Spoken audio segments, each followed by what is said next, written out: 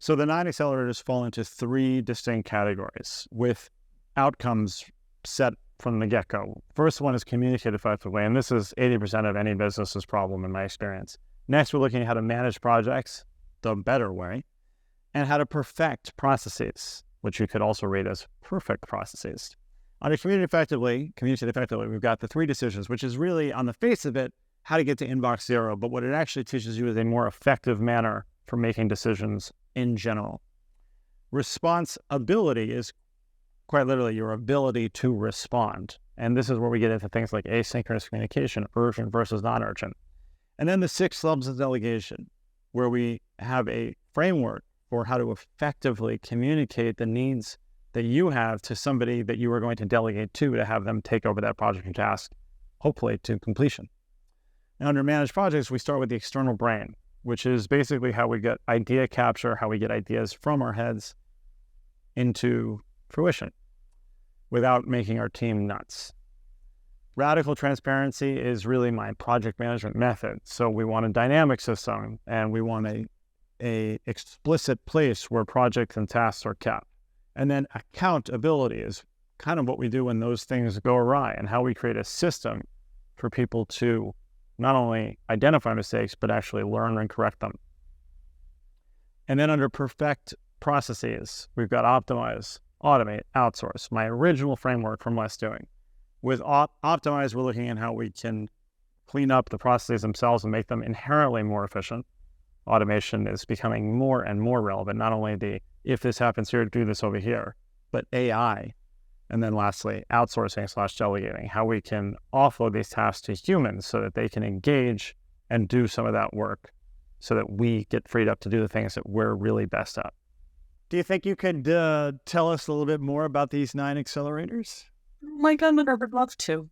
So it's a funny time, I think, for a founder who realizes that they might no longer just be shepherding a startup, but they're actually have to learn how to manage rather than just create.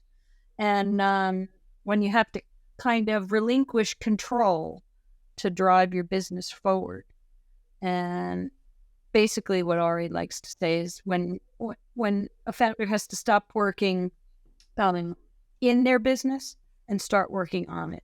So we came up with these 9 ways to accelerate that kind of growth in a really meaningful and mindful way. And I'm not going to try to go into the whole Venn diagram here because we'll get stuck in the weeds a little bit, but I'll just tell you of the 9 things, what I think are the most important. The first thing is obviously communicating effectively. And we use something called the 3 decisions. And basically, most entrepreneurs, most founders, most leaders lack a system for making effective decisions. I know it's sad, but true. And they believe that it's something that some people know how to do, and maybe they're just not that person that knows how to do it, but it can be taught, and this is how we teach it. The hard truth is that the leader is the bottleneck in the business. If their decision-making isn't fast, informed, and precise. So, in order to achieve that, decisions boil down into 3 Ds. Only 3 decisions all day, every day, 24/7. It's either do, delete, or defer. And in our little get-togethers, we go deep into what that means and how to achieve those things. And you'll see remarkable results if you can limit your decisions to those 3 things. The next thing that it's called responsibility. And it's sort of intentionality about how you want to communicate, how you want people to communicate with you, how you want to communicate with people. You have to have some kind of a system set up in your business. Otherwise, everything's urgent, everything's on fire, everyone can interrupt everyone all the time, and nothing gets done. So you need a framework, probably yesterday, for how, when, and why you communicate with both your team and the people in the outside world, your clients, family, kids in college. you need to have some kind of a system that stops the noise and encourages action. So our remedy is called the 3 tenets of effective communication.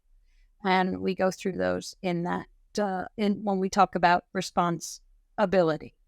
The next super important thing with communication is the entrepreneur, which is pretty much the pond we've been swimming in for quite some time now, knows how to do 2 things. It's either I'm going to do it all myself, or I'm not going to, or I'm just going to tell everybody to get it done. And that doesn't work at all. So there needs to be some kind of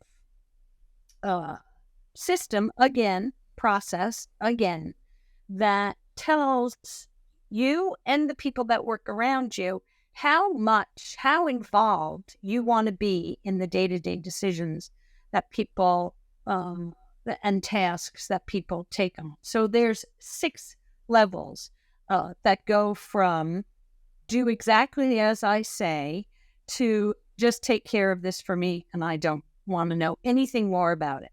And all the parts in between are really where the work really needs to get done. So that's the communication part of things. And then we move on to the idea about managing projects.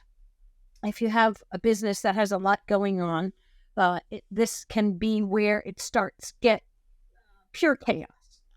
And entrepreneurs, founders, leaders have fantastic ideas all the time, which is why they are entrepreneurs, founders, and leaders.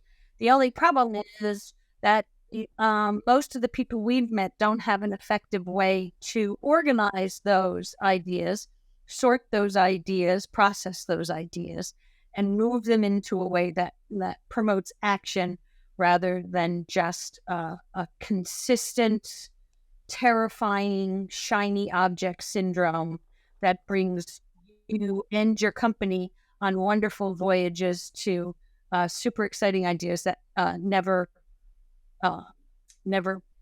gel, never come.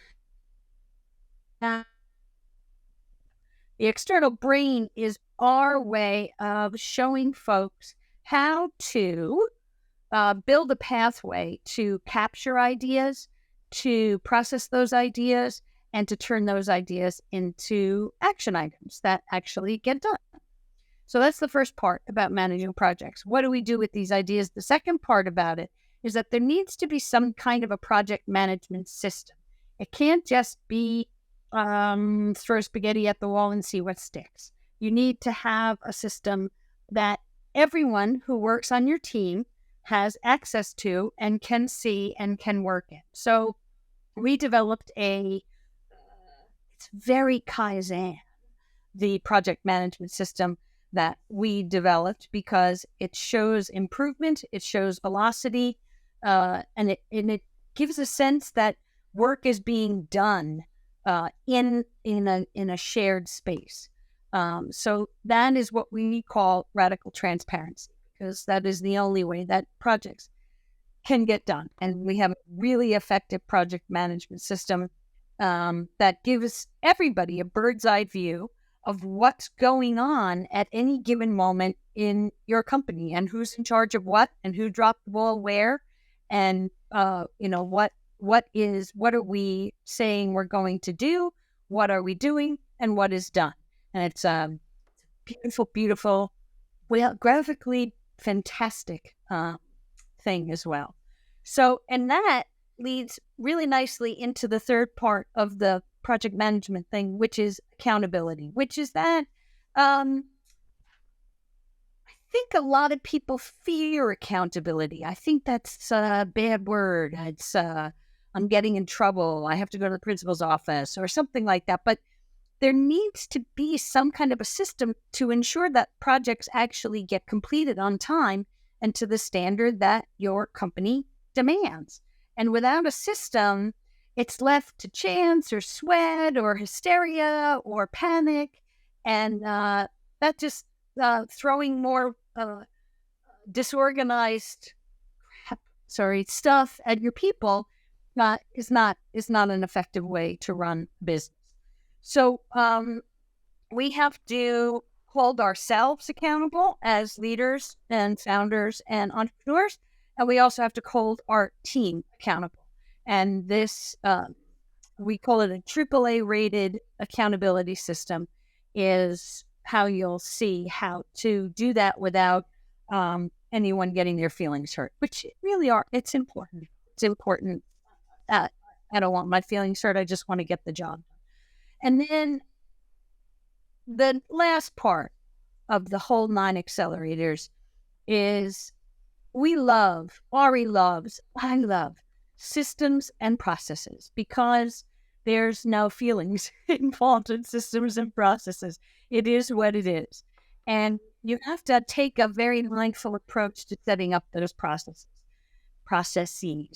And this is where Ari's methodology of optimize, automate, and outsource comes into play. And we'll walk you through how we build processes, but we've already, in the exercises of these 6 preceding accelerators, you're already in the cadence of building a systematic process for all the things that your business requires. So at this point, you're going to be really in it.